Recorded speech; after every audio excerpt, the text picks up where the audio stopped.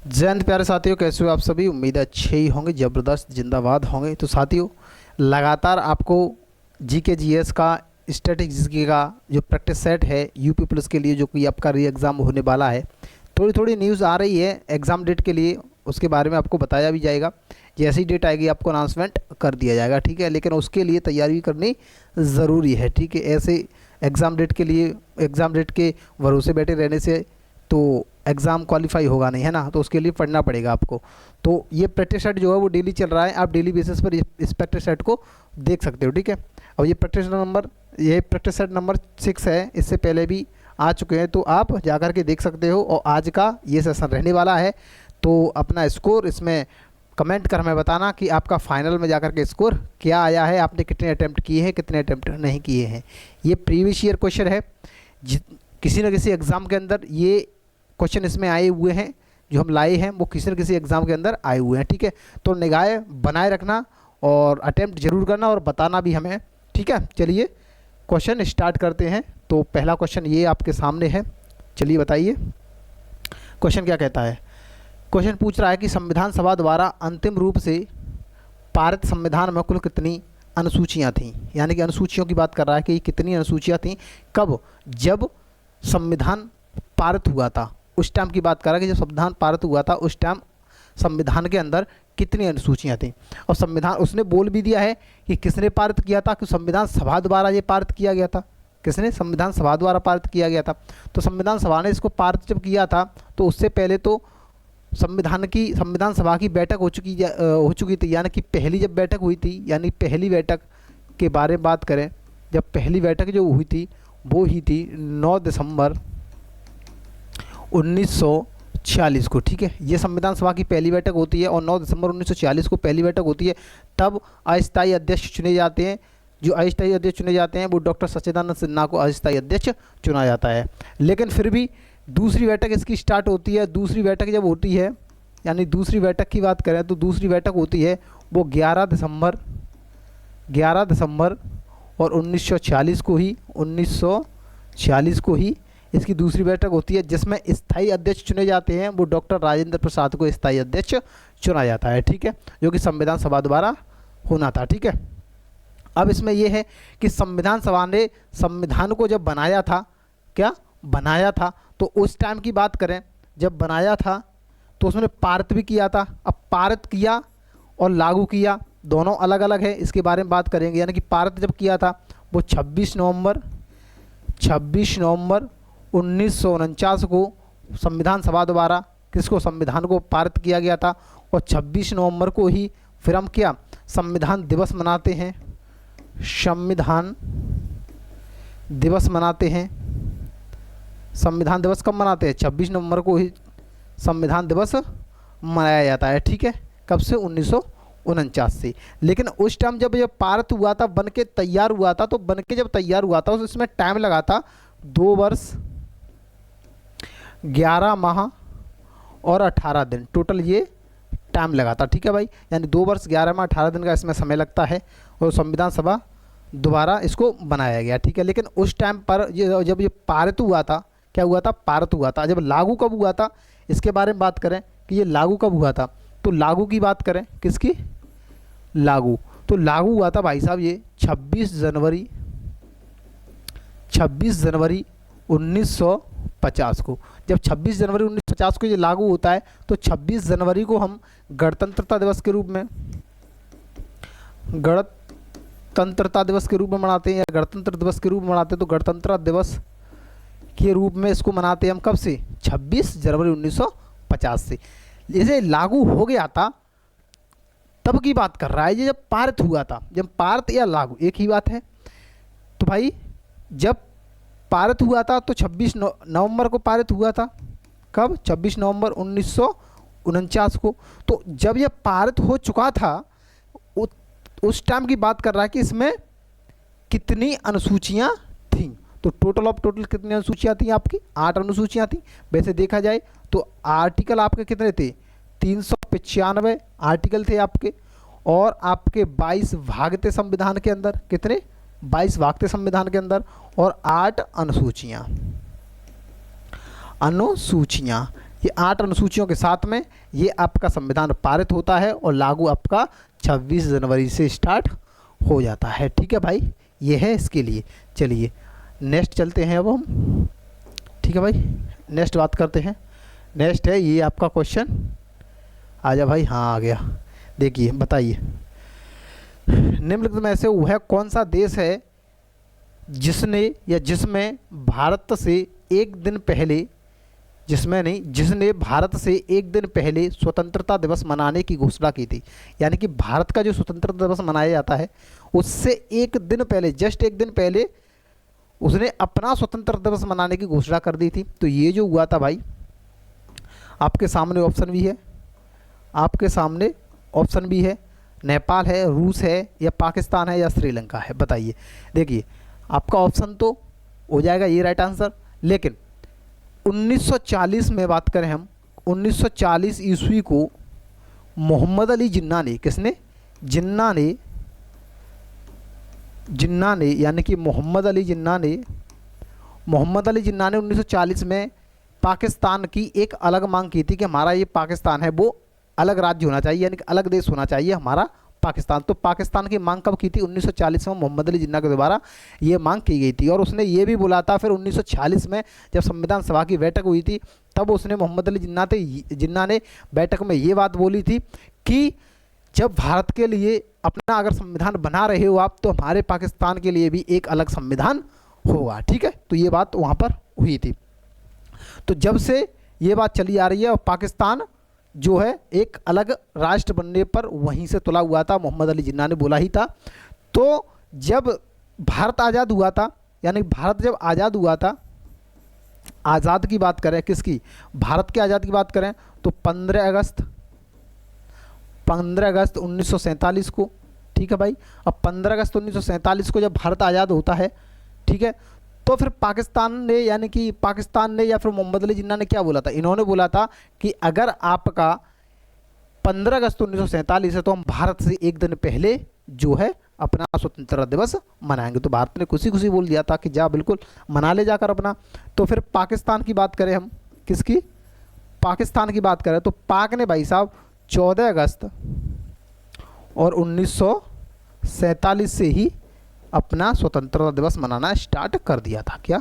स्वतंत्रता दिवस, यानी कि स्वतंत्रता दिवस मनाना स्टार्ट कर दिया था। ठीक है भाई, तो ये था आपके पाकिस्तान, इसका जो राइट आंसर हो जाएगा। ठीक है, चलिए नेक्स्ट क्वेश्चन की तरफ चलते हैं। देखिए आपका नेक्स्ट क्वेश्चन ये गया, दूसरी पंचवर्षीय योजना के तहत राउरकेला स्टील प्लांट किस देश के सहयोग से बनी थी? यानी कि राउरकेला स्टील प्लांट था वो किस देश के सहयोग से बनी थी? यहाँ पर रूस, ब्रिटेन, या जर्मनी, या फिर फ्रांस। देखिए हम बात करें तो भाई यहाँ पर दूसरी पंचवर्षीय योजना के बारे में बताया गया है। तो भाई दूसरी पंचवर्षीय योजना में जो है स्टील प्लांट, यहाँ पर राउरकेला के बारे में बात की है, लेकिन स्टील प्लांट उस समय पर 3 स्टील प्लांट थे। अब वो 3 स्टील प्लांट कौन कौन से थे? पहला यानी कि भिलाई स्टील प्लांट, कौन सा था भाई? भिलाई स्टील प्लांट था। दूसरा था आपका राउरकेला, जो कि इसमें पूछा भी गया आपसे, राउरकेला स्टील प्लांट। और तीसरा था आपका दुर्गापुर, कौन सा था? Durgapur steel plant. अब भिलाई स्टील प्लांट कहाँ पर है? छत्तीसगढ़ में। कहाँ पर है ये आपका छत्तीसगढ़ में। ठीक है, और राउरकेला स्टील प्लांट कहाँ पर है? ये है आपका उड़ीसा में। और दुर्गापुर ये कहाँ है? ये वेस्ट बंगाल। कहाँ पर है ये? पश्चिम बंगाल, यानी कि वेस्ट बंगाल में है। ठीक है भाई, अभी देखिए यहाँ पर जो है, अब राउरकेला के बारे में यहाँ पर आपसे पूछा गया है, तो राउरकेला हो जाएगा आपका जर्मनी। क्या है? जर्मनी आपका राइट आंसर है। तो राउरकेला जो है वो जर्मनी के सहयोग से, किसके सहयोग से? जर्मनी के सहयोग से। लेकिन पश्चिम बंगाल ये ब्रिटेन के सहयोग से, और जो भिलाई स्टील प्लांट है छत्तीसगढ़ में, ये रूस के सहयोग से। ठीक है, किसके सहयोग से? ये रूस के सहयोग से ये 3 स्टील प्लांट जो है वो बने थे, यानी कि स्थापना हुई थी या फिर बने थे। कब? जर्मनी के सहयोग से। कौन सा? राउरकेला। और रूस के सहयोग से ये सब आपके सामने है। और दूसरी पंचवर्षीय योजना जो है अब इसकी जो उपलब्धियां थी ये, ठीक है। और दूसरी पंचवर्षीय योजना के बारे में बात कही हुई है, तो दूसरी पंचवर्षीय योजना के मॉडल की बात करें हम कि इसका जो मॉडल था, तो मॉडल क्या था दूसरी पंचवर्षीय योजना, तो पीसी महालनोबिस मॉडल, लोविस मॉडल। तो पीसी महालनोबिस मॉडल पर यह आधारित थी कौन सी, दूसरी पंचवर्षीय योजना, जो कि 1956 से 1961 तक रही थी, ठीक है भाई। चलिए नेक्स्ट बात करते हैं, कि नेक्स्ट क्या है। नेक्स्ट देखिए, नेक्स्ट क्वेश्चन ये आपका अगला क्वेश्चन, ठीक है भाई। बताइए निम्नलिखित में से 27 सितंबर को कौन सा दिवस मनाया जाता है, यानी 27 सितंबर को कौन सा दिवस मनाया जाता है, ये आपसे पूछा गया है। वैसे 27 सितंबर को जो आपका दिवस मनाया जाता है वो है कौन सा, 27 सितंबर वाला विश्व पर्यटन दिवस। क्या है भाई, ये हो जाएगा आपका राइट आंसर कि 27 सितंबर को आपका विश्व पर्यटन दिवस मनाया जाता है। लेकिन उसमें और भी है, इसमें और भी है विश्व स्वास्थ्य दिवस, जो कि आपका 7 अप्रैल को मनाया जाता है। कब, 7 अप्रैल को विश्व स्वास्थ्य दिवस। इसमें विश्व पृथ्वी दिवस भी है, जो कि आपका 22 अप्रैल को मनाया जाता है भाई साहब, 22 अप्रैल को। और इसमें विश्व जल दिवस भी है, जो कि आपका 22 मार्च को मनाया जाता है, ठीक है भाई। इसमें ये ऑप्शन दिए हुए थे, आपका विश्व पर्यटन दिवस हो जाता है। अच्छा चलिए, यहाँ पर तो इसमें ये पूछा है कि विश्व पर्यटन दिवस जो है कब मनाया जाता है, लेकिन अगर आपसे ये पूछ लिया जाता कि राष्ट्रीय पर्यटन दिवस, राष्ट्रीय पर्यटन दिवस कब मनाया जाता है, तो फिर आप क्या करते। तो राष्ट्रीय पर्यटन दिवस जो मनाया जाता है वो मनाया जाता है भाई साहब 25 जनवरी को, ठीक है, राष्ट्रीय पर्यटन दिवस। अगर राष्ट्रीय पर्यटन दिवस ना कहकर उसने ये कह दिया कि भारत पर्यटन दिवस कब मनाया जाता है, तो फिर आप क्या करोगे। तो भारत पर्यटन दिवस भी हम राष्ट्रीय पर्यटन दिवस को ही बोलते हैं, ठीक है। चलिए नेक्स्ट क्वेश्चन की यहाँ पर बात करते हैं। ये है आपका अगला क्वेश्चन। बताइए किस सुल्तान ने 1125 ईस्वी को, किस सुल्तान ने 1025 ईस्वी को सोमनाथ मंदिर पर आक्रमण किया था। यानी कि 1025 ईस्वी का भूला भी गया है, कई बार क्वेश्चनों में, कई बार एग्जामों के अंदर ये क्वेश्चन आया हुआ है कि 1025 का जो चर्चित आक्रमण है वो किसने किया, या फिर किसने किया, या फिर किस पर किया। तो सोमनाथ मंदिर पर यह आक्रमण किया गया था, लेकिन इस पर यहाँ पूछा गया है कि किसने किया था, कौन सुल्तान था वो। तो देखिए भाई, सुल्तान की अगर बात करें तो सुल्तान मेरे भाई, सुल्तान कौन था वो, तो वो सुल्तान था महमूद गजनवी। कौन था, महमूद गजनवी। अब महमूद गजनवी जो है इसने 1025 ईस्वी को सोमनाथ मंदिर पर आक्रमण किया था। ये एक चर्चित आक्रमण था। कैसा, ये एक चर्चित आक्रमण था, ठीक है भाई। चर्चित आक्रमण क्यों था, क्योंकि इसने सोमनाथ मंदिर पर आक्रमण किया था, लाखों करोड़ों के हीरे जवाहरात और उसको लूट कर ले गया था, ठीक है। चर्चित आक्रमण इसीलिए था। लेकिन इसका अंतिम आक्रमण की बात करें तो इसका अंतिम आक्रमण जो है वो 1127 ईस्वी को किसके, जाटों के विरुद्ध, जाटों के विरुद्ध इसने लड़ा था, जो कि इसका अंतिम आक्रमण था। अब 1030 ईस्वी को इसकी मृत्यु हो जाती है भाई साहब, किसकी, जिसकी, महमूद गजनी की। 1030 ईस्वी को इसकी मृत्यु भी हो जाती है, ठीक है, मृत्यु हो जाती है। लेकिन महमूद गजनी ने भारत पर जो आक्रमण किया था वो टोटल 17 बार आक्रमण किया था। कितनी बार, 17 बार भारत पर आक्रमण, भारत पर आक्रमण महमूद गजनी का, ठीक है भाई। 17 बार भारत पर इसने आक्रमण किया था। इससे आगे की जानकारी अगर हम आपको बताएं तो इससे आगे की जानकारी ये है कि इसके बाद 1191 ईस्वी का ये युद्ध होता है। वैसे 1192 में 2 युद्ध हुए थे, 1191 और 1192 में। वो तराइन के युद्ध थे। किसके, तराइन के युद्ध, तराइन का युद्ध। अब ये तराइन का युद्ध जो है वो किस किस के बीच में होता है, तो भाई साहब ये महमूद गौरी और पृथ्वीराज चौहान दोनों के बीच में युद्ध होता है। पहला महमूद गौरी यानी कि गौरी और चौहान यानी पृथ्वीराज चौहान दोनों के बीच में होता है। इसमें पहले में तो इसकी जीत हो जाती है, लेकिन दूसरे में फिर से गौरी और चौहान यानी कि पृथ्वीराज चौहान, दोनों के बीच में युद्ध होता है, इसमें सेकंड में इसकी हार हो जाती है। ठीक है भाई, चलिए नेक्स्ट क्वेश्चन की यहाँ पर बात करते हैं। चलिए आगे चलते हैं। बताइए, ये है कि आपके सामने क्वेश्चन, यदि अंतर्राष्ट्रीय तिथि रेखा पर दिन के 12 बजे हो, यानी अंतर्राष्ट्रीय जो तिथि रेखा है, मानक समय है, ग्रीनविच टाइम है, तो उस पर दिन के 12 बजे हो तो उस समय भारत का मानक समय क्या होगा। यानी कि पूछ रहा है, जब अंतर्राष्ट्रीय तिथि रेखा GMT ग्रीनविच मीन टाइम, जब मानक समय रेखा पूर्वी देशांतर रेखा हो तो उस पर अगर 12 बज रहे हों तो भारत में मानक समय का टाइम क्या होगा। तो देखिए, भारत में मानक समय की बात करें तो भारत में मानक समय का जो टाइम होगा तो भाई वो 6:30 सुबह के, या फिर 5:30 बजे शाम के, या 5:30 बजे सुबह के, या 6:30 बजे शाम के। ये आपके सामने ऑप्शन है। ठीक है, तो ये 5:30 बजे शाम के, ये आपका राइट आंसर हो जाएगा यहाँ पर। लेकिन कैसे, देखिए, एक है 82.5 डिग्री पूर्वी देशांतर, 82.5 डिग्री पूर्वी देशांतर रेखा, तो पूर्वी देशांतर रेखा 82.5 डिग्री, ये कहाँ से निकलती है। तो भाई ये जो है 5 राज्यों से होकर के गुजरती है हमारे भारत में। ठीक है, कितने से, 5 राज्यों से होकर के निकलती है हमारे भारत में। कौन कौन से हैं वो, एक है यूपी, MP, और आपका छत्तीसगढ़ है, आपका उड़ीसा है, और आपका आंध्र प्रदेश है। ये 5 राज्य है, यानी कि 5 राज्य कौन से हो जाएंगे आपके, यूपी, MP, छत्तीसगढ़, उड़ीसा और आंध्र प्रदेश। ठीक है, इनसे होकर के मानक समय जो है वो गुजरता है। ठीक है, और कहाँ, किस जगह से, तो मिर्ज़ापुर कहाँ पर है ये, इलाहाबाद के अंदर, इलाहाबाद के निकट में मिर्ज़ापुर से होकर के ये पूर्वी देशांतर रेखा निकलती है। और ये ग्रीनविच मीन टाइम यानी कि ग्रीनविच के टाइम से GMT, इसकी फुल फॉर्म काफ़ी बार एग्जाम में पूछी भी गई है कि GMT जो है यानी ग्रीनविच मीन टाइम है, तो इससे कितने घंटे आगे है, तो इससे 5.5 घंटे क्या है, आगे है।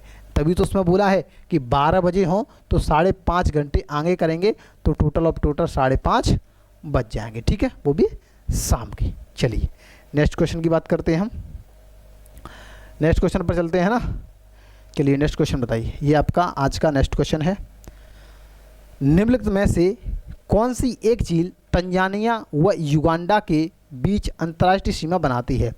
जेम्बेजी, विक्टोरिया झील, कैस्पियन सागर, या फिर ईरी झील। ये आपके सामने 4 ऑप्शन है, कमेंट कर बताइए कि आपका राइट आंसर कौन सा है। ठीक है, लेकिन हम तो अपने चलते हैं आगे। देखिए यहाँ पर तंजानिया और युगांडा, ठीक है ना, लेकिन जो झील के बारे में पूछा गया है ना कि तंजानिया युगांडा के बीच में जो झील अंतर्राष्ट्रीय सीमा बनाती है, वो झील तो विक्टोरिया ही है भाई, क्योंकि विक्टोरिया झील है। लेकिन यहाँ पर कैसे बनाया हुआ है, यहाँ पर तो 2 देश दिए हुए हैं, लेकिन विक्टोरिया झील जो है वो 3 देशों की सीमा बनाती है। कितनों की, 3 देशों की। कैसे, अब बताते हैं कि यहाँ पर है तंजानिया, ये है युगांडा, ये क्या है, युगांडा, और ये है केन्या। ये 3 देश है। क्या है ये है केन्या। अब इसमें भाई देखो, इस बीच में है झील, क्या है ये, इस बीच में है झील, और वो झील कौन सी है, ये झील है आपकी विक्टोरिया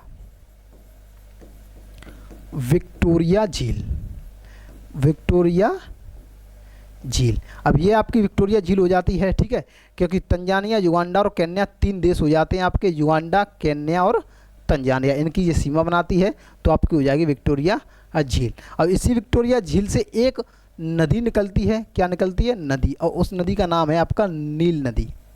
क्या है, नील नदी। अब नील नदी निकलती है, तो नील नदी जो अब आपको पता होगा कि विश्व की सबसे लंबी नदी कौन सी है, आप कहोगे कि सरकार नील नदी है। अब नील नदी तो है ही, लेकिन कितनी बड़ी है ये, कितनी लंबी है ये, तो 6650 किलोमीटर की ये नील नदी है। अब आप बोलोगे हमने तो ये पढ़ा था विक्टोरिया झील से तो नील नदी नहीं निकलती है, तो बिल्कुल सही है, लेकिन ज़्यादातर माना जाता है कि विक्टोरिया झील से नील नदी निकलती है। ऐसे सादा सिंपल आपको क्वेश्चन देखने को मिल जाएगा। लेकिन आपको जो नील नदी मिलेगी वो किस तरह से मिलेगी ये भी बता देते हैं आपको। देखिए 2 धाराएं निकलती हैं तो दो धाराओं से ही नील नदी जो है यहाँ पर मिलती है, दो धाराओं से। इसके बाद में जो नाम पड़ता है वो आपका नील नदी नाम पड़ता है। क्या है? नील नदी। नील नदी यहाँ पर से इस जगह से आगे चलते हैं तब नील नदी बनती है। लेकिन ये दो धाराएं कौन सी हैं? एक का नाम है ब्लू नील और एक का नाम है श्वेत नील। ठीक है भाई, एक का नाम है श्वेत नील, एक का नाम है ब्लू नील। जब ब्लू नील और श्वेत नील जब जा कर के मिलती हैं तो किस जगह पर मिलती हैं? तो ये मिलती हैं आपकी खार्तूम में। अब खार्तूम क्या है? खार्तूम जो है वो सूडान की राजधानी है। किसकी? खार्तूम है इस जगह पर, खार्तूम, जो कि सूडान की राजधानी है। किसकी? सूडान।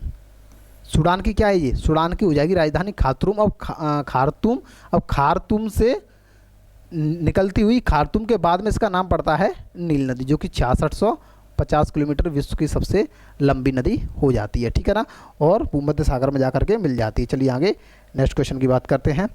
आपका आज का है ये गया नेक्स्ट क्वेश्चन आपका आज का। चलिए बताइए, काफ़ी अच्छा क्वेश्चन है।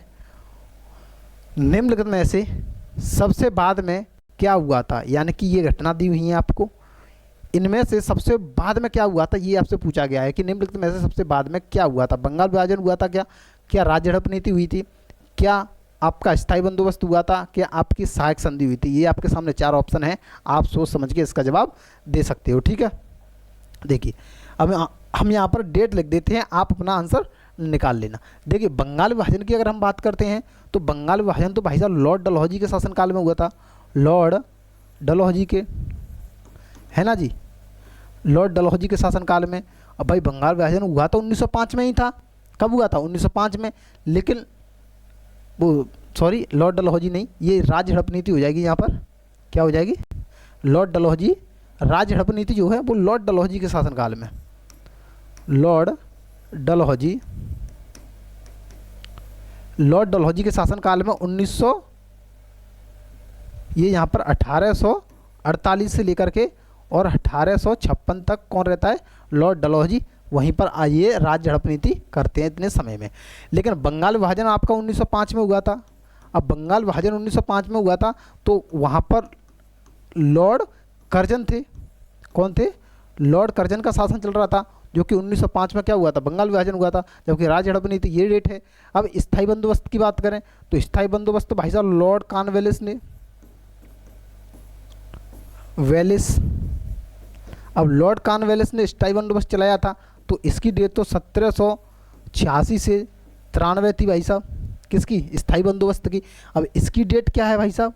तो इसकी डेट जो है, अब सहायक संधि है, तो सहायक संधि के पिता किसे कहते हैं?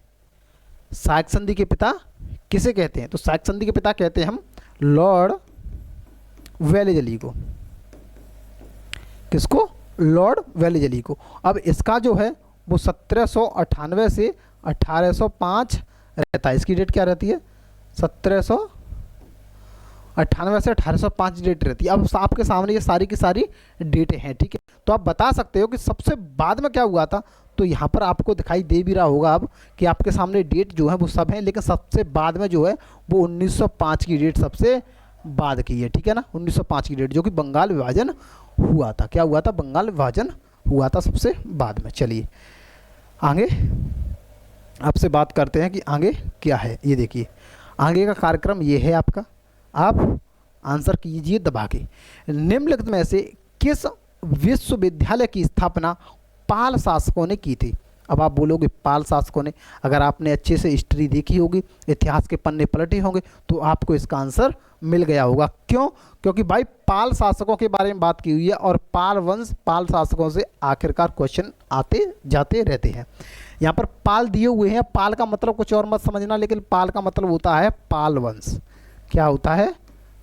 पाल वंश। पाल का मतलब है पाल वंश। ठीक है भाई, देखिए अब पाल वंश के संस्थापक की बात करें, संस्थापक, अब पाल वंश के संस्थापक हैं वो कौन है? तो वो है भाई आपके गोपाल। कौन है? गोपाल। ये क्वेश्चन कई बार एग्जाम में आया हुआ है कि पाल वंश के संस्थापक कौन है, तो पाल वंश के संस्थापक है गोपाल। लेकिन क्वेश्चन आपसे ये पूछ लिया जाए कि पाल वंश के प्रतापी राजा कौन है? सबसे प्रतापी राजा, पाल वंश के प्रतापी राजा की बात करें तो प्रतापी राजा कौन हो जाएंगे भाई पाल वंश के? वो हो जाएंगे धर्मपाल। कौन हो जाएंगे? धर्मपाल। वो हो जाएंगे आपके धर्मपाल। और धर्मपाल ने ही विक्रमशिला विश्वविद्यालय की स्थापना की थी। किसने? धर्मपाल ने ही विक्रमशिला विश्वविद्यालय की स्थापना की थी। और यहीं पर आपको क्वेश्चन पूछा गया है कि किस विश्वविद्यालय की स्थापना पाल शासकों ने की थी? तो यहाँ पर ऑप्शन हो जाएगा विक्रमशिला विश्वविद्यालय, जो कि आपकी धर्मपाल ने की थी। एक नालंदा विश्वविद्यालय भी है, लेकिन इसकी स्थापना किसने की थी? इसकी स्थापना तो कुमारगुप्त ने की थी। कुमारगुप्त किसने की थी? इसकी स्थापना तो कुमारगुप्त ने की थी। ये नालंदा विश्वविद्यालय है कहाँ पर? ये बिहार के अंदर है। कहाँ पर है? बिहार में। लेकिन विक्रमशिला विश्वविद्यालय भी बिहार में है, भूलना मत। ठीक है भाई, दोनों ही विक्रमशिला विश्वविद्यालय और नालंदा विश्वविद्यालय दोनों के दोनों बिहार में है। ठीक है। अगर आपसे ये पूछा जाए कि दुनिया का, विश्व का सबसे पुराना विश्वविद्यालय कौन सा है, फिर आपका आंसर क्या होगा? तो यहाँ पर ऑप्शन में है, वो है तक्षशिला विश्वविद्यालय, जो कि दुनिया का, विश्व का सबसे पुराना विश्वविद्यालय है। चलिए नेक्स्ट बात करते हैं आपसे। आपका आज का नेक्स्ट क्वेश्चन है ये, चलिए बताइए। अनुच्छेद 172 सेकंड के अनुसार किसी राज्य की, यानी कि किस राज्य की, किसी राज्य की किसको भंग नहीं किया जा सकता। यानी कि अनुच्छेद 172 सेकंड के अनुसार हम बोला गया है कि किसी राज्य की किस चीज़ को भंग नहीं किया जा सकता। क्या लोकसभा को भंग नहीं किया जा सकता? क्या राज्यसभा को भंग नहीं किया जा सकता? क्या विधानसभा को भंग नहीं किया जा सकता? क्या विधान परिषद को भंग नहीं किया जा सकता? देखिए, देखते ही आपको क्वेश्चन पढ़ के, क्वेश्चन एकदम ध्यान से पढ़ा करो, ठीक है ना। क्वेश्चन कैसे? एकदम ध्यान से पढ़ा करो, आंसर आपको अपने आप मिल जाएगा। देखिए क्वेश्चन में ही इसने आंसर बता दिया है कि किसी राज्य की किसको। अब यहाँ पर राज्य की बात की हुई है। जब राज्य की बात की हुई है तो लोकसभा तो भाई साहब किधर आती है? लोकसभा आती है आपकी केंद्र में। तो यहाँ पर लोकसभा आती केंद्र में, तो ये तो ऑप्शन होगा ही नहीं, क्योंकि राज्य की बात की हुई है। अब राज्यसभा के बारे में बात करें तो राज्यसभा भी केंद्र में आती है, तो ये भी आपका ऑप्शन में नहीं होगा। ठीक है, तो दो ऑप्शन आपने हटा दिए। क्या किए? दो ऑप्शन आपने हटा दिए जो कि केंद्र में आते हैं, जबकि बात हमसे क्वेश्चन में राज्य के बारे में की गई है। अब विधानसभा और विधान परिषद, ये दोनों रह गए। अब विधानसभा को आप इस तरह से देखिए, कोई अलग नहीं है, घबराइए मत, कोई अलग नहीं है। विधानसभा और विधान परिषद ये वही चीज़ है जो ऊपर है, यानी कि लोकसभा है उसी तरह से विधानसभा है, और राज्यसभा है उसी तरह से विधान परिषद है। अब देखिए पूरा समझाते हैं। जैसे कि लोकसभा है, अब लोकसभा जो है इसको निम्न सदन बोला जाता है। क्या? निम्न सदन बोला जाता है। बोला जाता है कि नहीं? आप बोलोगे बिल्कुल सही है। और उच्च सदन किसे बोलते हैं? राज्यसभा को, तो इसको बोला जाता है उच्च सदन। आप बोलोगे जी हाँ बिल्कुल राइट है। तो उच्च सदन राज्यसभा, निम्न सदन लोकसभा। अब लोकसभा को क्या हुआ? भंग किया जा सकता है। क्या होता है? भंग किया जा सकता है। और जबकि राज्यसभा की बात करें तो राज्यसभा को भंग नहीं कर सकते, तो राज्यसभा को भंग नहीं कर सकते हैं। उसी तरह से आपकी विधानसभा है। अब विधानसभा जो है इसको भंग कर सकते हैं, यानी कि ये भंग हो सकती है, और लेकिन इसमें क्या बोला है? भंग नहीं किया जा सकता। आपसे पूछा है भंग नहीं किया जा सकता, ऐसा क्या है? तो भाई विधान परिषद है। क्या है? विधान परिषद, जो कि राज्य के अंदर आती है, इसको भंग नहीं कर सकते।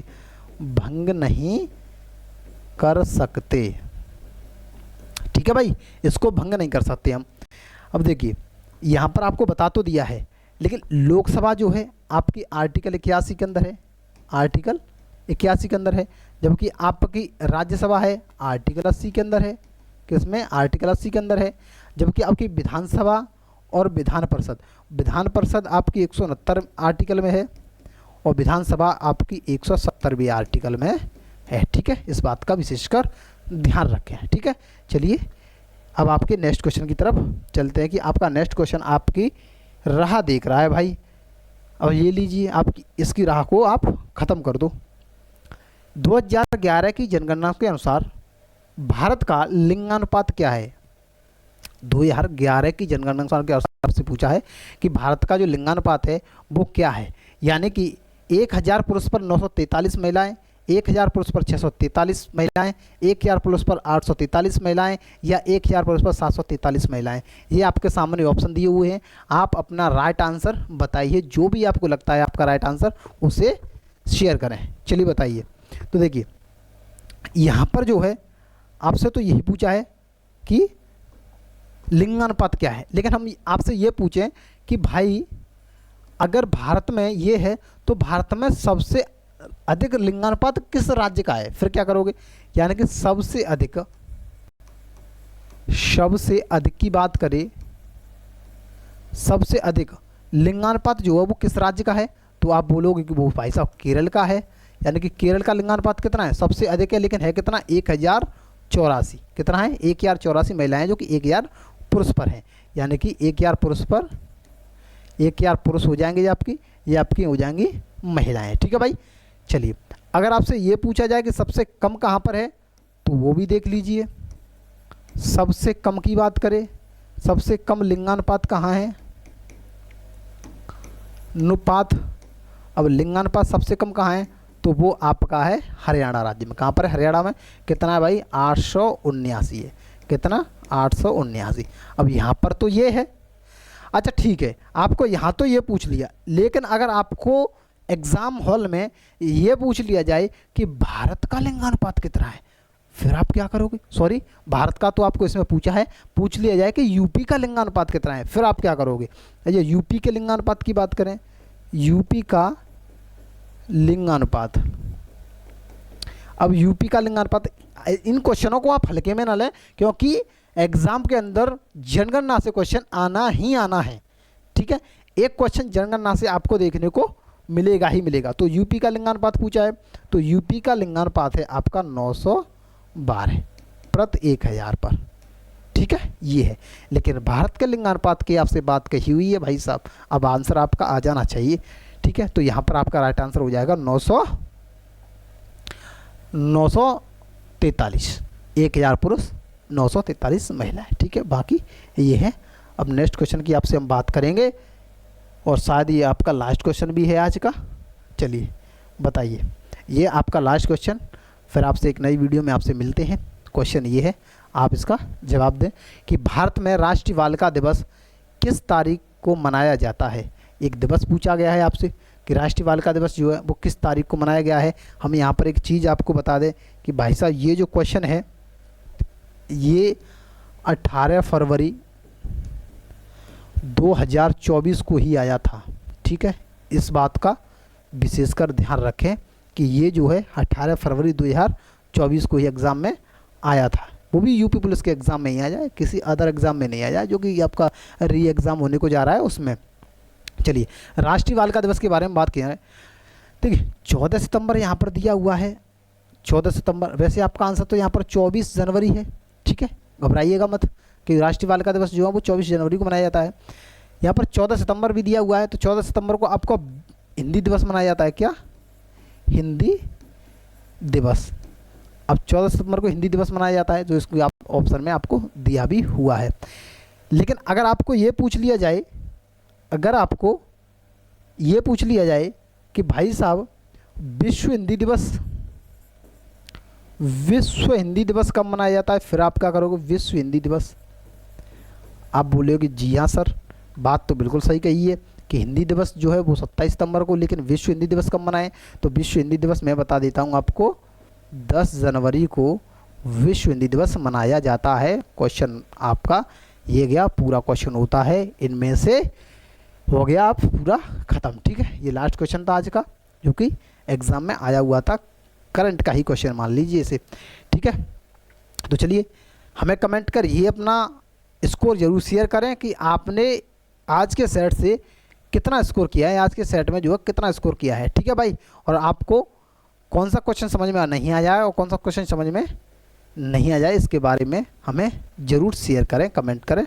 ठीक है, और वीडियो में अगर वीडियो आपको अच्छी लगी है तो वीडियो को लाइक करें और चैनल को सब्सक्राइब जरूर करें। ठीक है मेरे भाई, और बाकी प्रैक्टिस सेट आपको और भी देखने को मिलेंगे। चलिए अब मिलते हैं एक नई वीडियो के साथ में आपसे। ठीक है, तो चलिए, जय हिंद।